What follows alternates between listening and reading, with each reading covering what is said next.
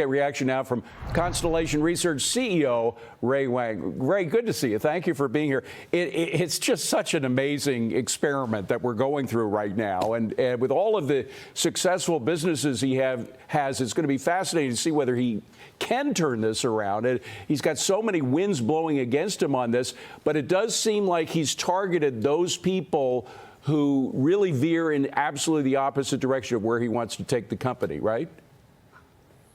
It definitely is the case. Twitter's been bloated for quite some time. I bet that they're going to get down to about 20% of the number of employees he started out with. I hear there's a plan in January for the VPs who found the people, figure out the people they're going to let go to be let go as well. But I think the big challenge at this point is really Elon's not a software guy. He's trying to figure out how this all works. He's not a social networking guy. That's also trying to figure out how this works. And he's got advisors in there. You got Jason Calacanis, you got David Sachs, you've got all these other folks coming in trying to help him figure out how to actually get the right people on the team. Yeah. But it's Elon's teams always work like this, right? Well, at first he thought he could weed some of those people that might have different ideological views that he did, but that might work with him. There was this guy Yoel Roth, 35 years old.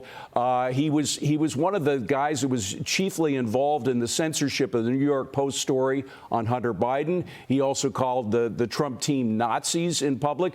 But it looked like he was going to stay there. Now he's out. So it does look like there's some people who are just too far beyond the pale for Elon.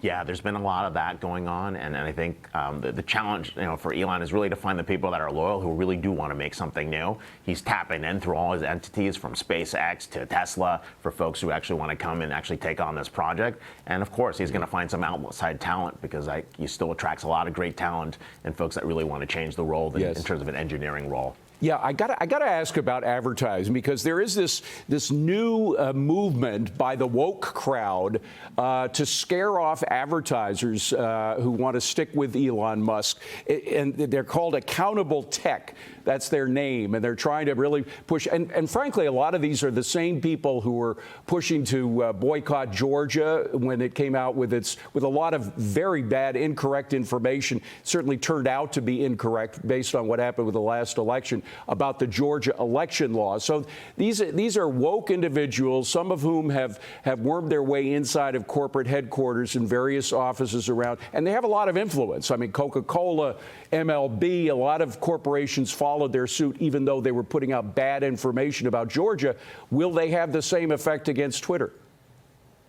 I think they've already had that effect. They've reached out to most of the major advertisers. Elon hasn't responded by saying what he can do. He's been personally reaching out to a lot of folks to make sure that they wouldn't leave. But it's this kind of pressure from outside groups that continues.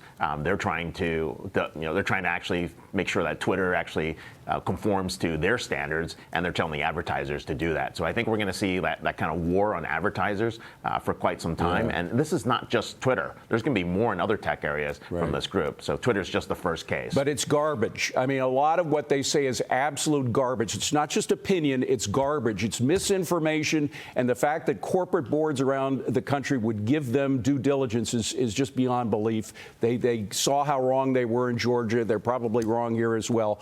But there are a lot of scaredy cats in corporate boards, and that's what it amounts to. Ray, good to see you. Thank you very much for being here.